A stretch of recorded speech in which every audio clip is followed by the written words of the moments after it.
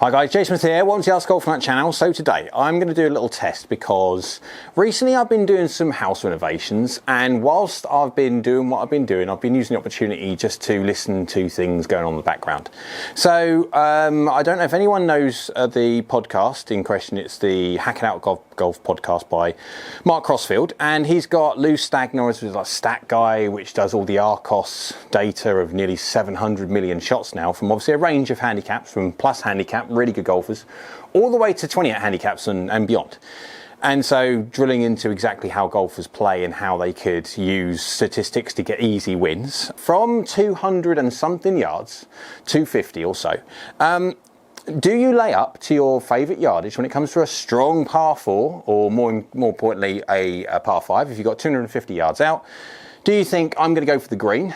And bearing in mind a tour player is only supposed to hit the green 50-50, as in miss green once and then hit green on the other when it comes to 205 yards out. So if a tour player is only supposed to hit the green half the time at 200 yards, what about 240 yards, 250 yards? So I've always done it myself. I've always gone from a point of, if I've got plenty of room at the top there, at the green, and there don't seem to be huge hazards in the way, like bunkers and stuff like that, water, out of bounds, then generally speaking, I will go for it.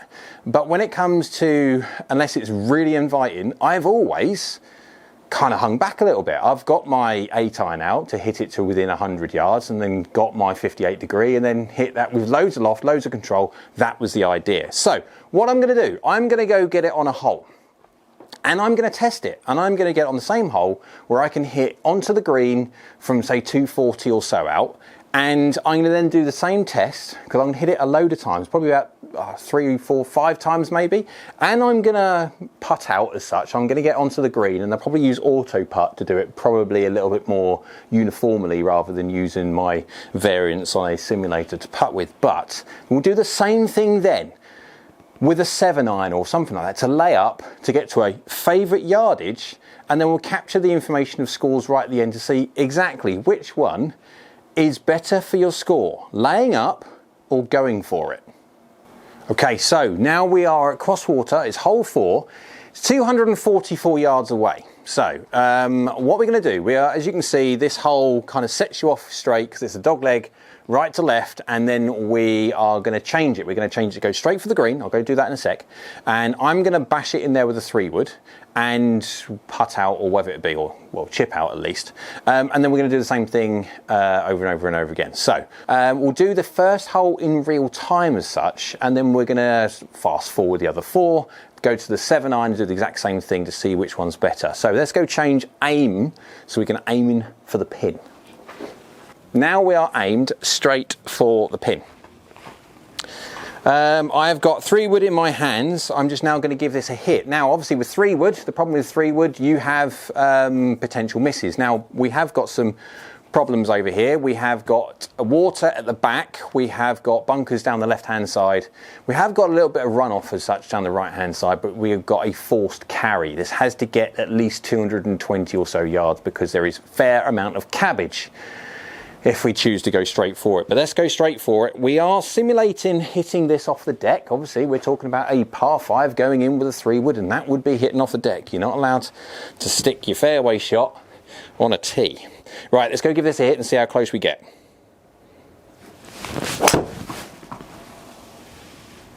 That is not a bad start. Calm down, calm down, calm down. Oh, so worrying for a second there. It was a good shot, but it was still carrying. Right, fairly decent hit, but we are off the green. So if we're off the green, we need to do a chip. And if we need to do a chip, we are at the first cut, as you can see there. We are 28 feet, 11 inches, so 29 feet away. Elevation, 1'5" down. So we are talking about a little tiny chip and letting the slope, the undulation feed. Let's go give this one a little touch down there. Always difficult to do when it comes to a simulator, but we'll give it a little go anyway.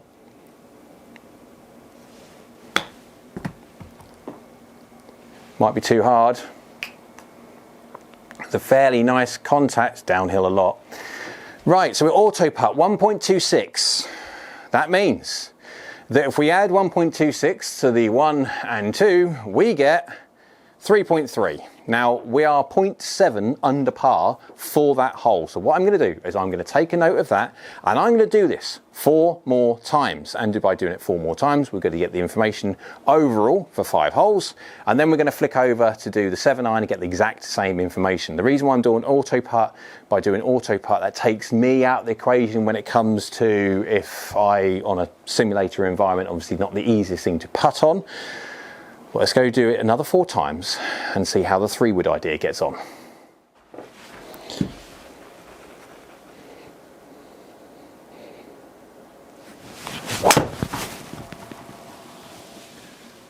First leaky one, that could be in trouble. Down, honey. That could be in trouble. There you go. That's what happens when you slightly toe it. Rinsed it. Rinsed it, thanks. So now we've got to do a drop, we have got to do a mulligan, or we've got to do a re-hit. We're not allowed mulligans, so we've got to do something in one of the two. No point re-hitting. Let's do a drop, see if we can get a decent drop. So we'll do a lateral relief one, get it as far over that way. Right, we are in the rough at 25 yards with a lie penalty. Lie penalties basically take distance away because obviously the rough, but the thing is with the rough, it always takes an unknown amount of distance away. So when it comes to even having a perfect lie, with lie penalty enabled, it is a little bit of a question mark about what is going to happen. Right, so we've got 25 yards to the green. I've got to think about lie penalty, but 25 yards.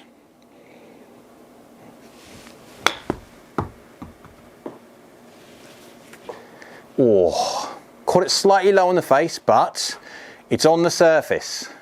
It needs to stop.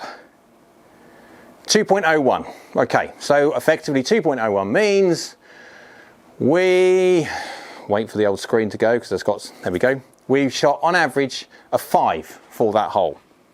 So we bogeyed that hole on the basis of my tee shot hits a penalty area. So let's go do it again and see how it goes.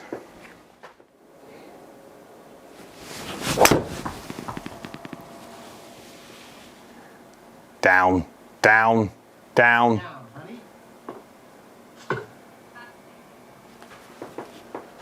Oh, that was close. I absolutely melted that one.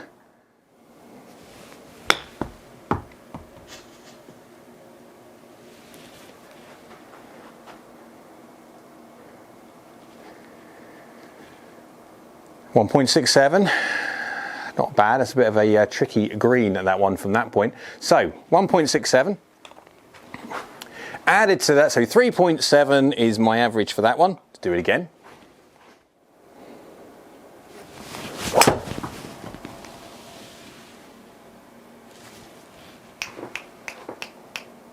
Down, honey.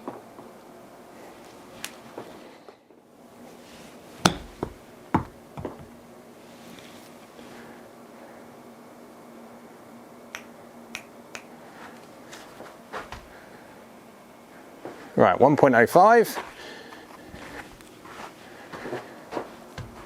That means 3.1. Yeah, so 0.9 under par on that one.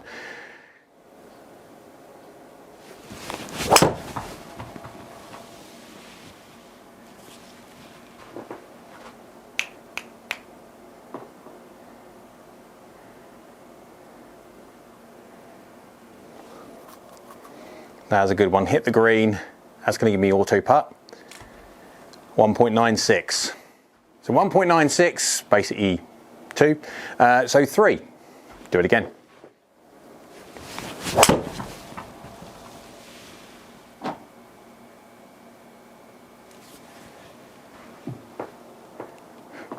Oh, caught it a little bit out the bottom. Lucky bounce. 2.01. Let's go do the same thing now with a 7 iron, do the layup, and see what the difference in scoring is, averages at least, between both 3-wood and the layup idea. Right, so we have 3 wood has now been dumped. We have got the 7-iron in hand, and we're going to do it again. Now, so rather than actually changing the hole's location when it comes to the aim point, I've now just kept it straight down the middle of the fairway. Now, I'm going to hit a shot now around about the 170 yards or so, and see where we get to. See if we can get to 80, 90, 100 yards, or whatever it be, and yeah, see what the scoring averages are. We'll play this one out full speed, normal speed, and then we'll skip through the rest. Go give this one a hit somewhere down the middle.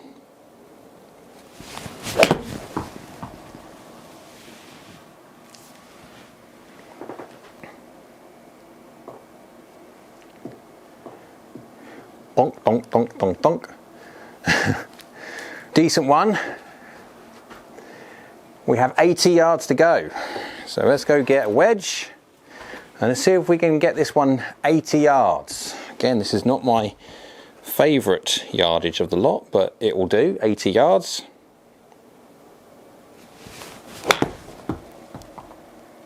Get down, honey.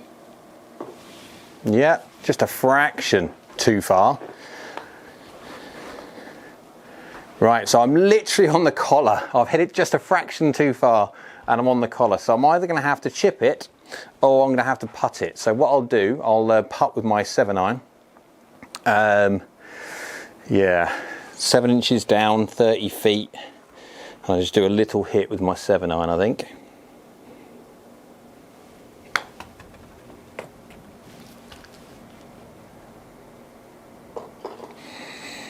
There we go. So, got away with that one from a good little chip-ish with a 7-iron at the end. But we ended up with a score of 3. Right, so we'll go do this again. However many more times, skip through and see what the results are.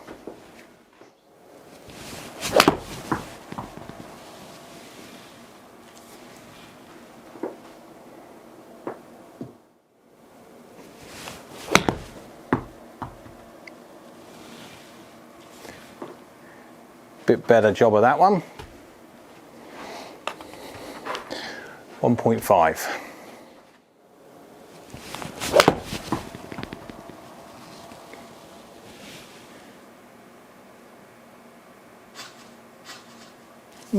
Bit leaky.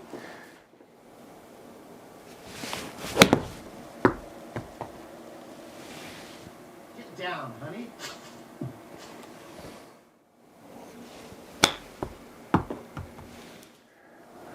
.8. It's a poor one, that one.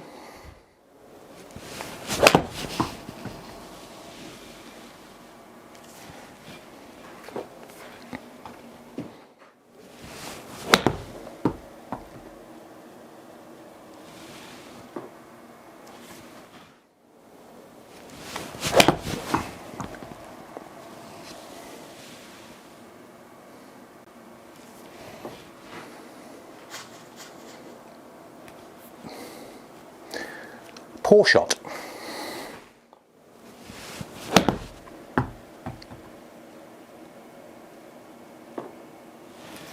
Oh, you take that.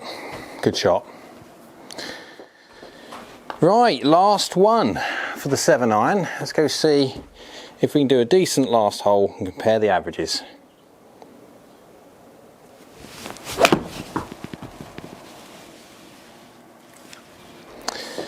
Solid hit, you take that. Good. Down. It was okay. Fractionally over hit. 1.83. 3.8, okay. What we're going to do, we're going to add all these numbers together now. Let's cross the averages and stuff like that, and let's go see. On average, you can probably, if you've been doing this, well, whilst I've been hitting, you probably will know the answer. I need to actually do the calculations to find out exactly what the answers are. Let's go see how I look and see how, if the 3 wood done better or the 7-iron laying up idea done better. So all the information is now being collated and I've got the results of the 6 times I hit the 3 wood, the one I'm going for the green as such, or was getting as close as I possibly can do, against the 7-iron when I was just specifically laying up and then hitting a shot into the green to try and get as close as possible. Now they are quite close when it comes to the averages, but there are some caveats because yes, I've got lie penalty enabled on the simulator. I've got lie penalty enabled, and when it comes to handicaps, there's going to be a larger dispersion of the difference between a higher handicap and a lower handicap. So if you've got someone who's very, very, very, very, very good, their difference is going to be smaller. Although remember, when we're talking about a really, really low handicap, when they're trying to get rid of a shot, for someone who's on a +1 or even a 2 handicapper wanting to get to a 1, well, to get rid of that one shot is much, much more difficult than it is for a 28 handicapper to get down to 20. So that's the difference is small, but again, you look at the difference as it gets higher up, it gets bigger. But yeah, the results are still the same. So with the 3-wood on the par 4, I got an average of 3.52. And then when it comes to the par 4 with the 7-iron laying up to a specific-ish yardage, I got 3.67. So there's 0.15 of a shot in it, and it is better for the 3-wood. If you look at the actual separated numbers, now of the 6 times I hit, I did have one bad where I basically hit it slightly toey and it overdrew it and slightly reduced the spin profile so it went a bit further than I wanted it to, and it ended up in the water. Let's face it, it did. And so on that one, that cost me a bogey, effectively. 5.0 shots, kind of, yeah, got the idea. But the rest, I did actually pretty good considering. And yes, this green that we've hit into isn't hugely populated by massive hazards, but it's got water out the back. It's got water going round the back as well, out to the right-hand side. So anything long is going to be penalised, as I found out. Anything short, you have cabbage at the front there, so you do need to have forced carry. I nearly got caught out with that once. And then you have a bunker down the left-hand side, a decent-sized bunker as well. So you have got hazards. But then conversely, exactly the same when it comes to the 7-iron idea to lay up. I had trees on the right hand side, and the fairway where I'm hitting into kind of pinches in a little bit, so you kind of get the idea. Now with the lie penalty enabled, yes, I am hitting on a sterile environment, so there is no physical lie penalty from a point of view of grass in the way. But with the lie penalty enabled when it comes to the software, I do not know what the software is going to do, and the software randomizes what kind of result you're going to get. No different to what happens when in the rough. You're kind of hitting a shot, you can look at the lie, and if the grass is going into you, then the club head is going to be snagged up a little bit more, so you're going to have to hit it a fraction harder when the grass is growing in. No different when the grass is going away. The chances are that you might get a little bit of a hopper out of it. Now, of course, I can't see that when it comes to the simulators, so it with one hand giveth, the others taketh away. I haven't got a problem with strike, but I have got a problem with haven't got no clue whatsoever what the software is going to do, whether I'm going to give me a flyer or if that's actually going to penalise me distance or it's just going to come out normal. So again, like for like, within a certain extent. So the interesting thing for this is that this is on one hole. Now that 0.15 of a shot on average, and if I was to do that by every single par 5 that I hit or go to hit, let's say it's 4, that's now 0.6 of a shot. So that's getting close to a shot that I could get for free by just thinking, on average, if I was to go for the green more, or at least get as close as I possibly can to that green, I will be saving myself shots, or a shot. Now, if you take this to a 28 handicapper or a 20 handicapper, especially if you know how you perform, you could be gaining much more than what I call, from my point of view, a single shot. You could be gaining multiple shots, which when we're just talking about a decision change, we're not talking about a swing change, no technical change, nothing like that.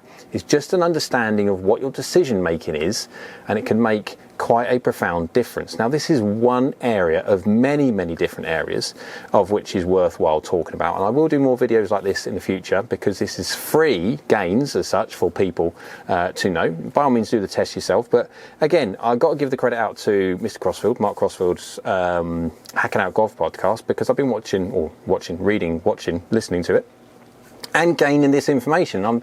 It's even getting me thinking about doing certain tests, because I've done things like no different to anybody else. They do things in their own certain way because they have this perception in their head of how they do it best.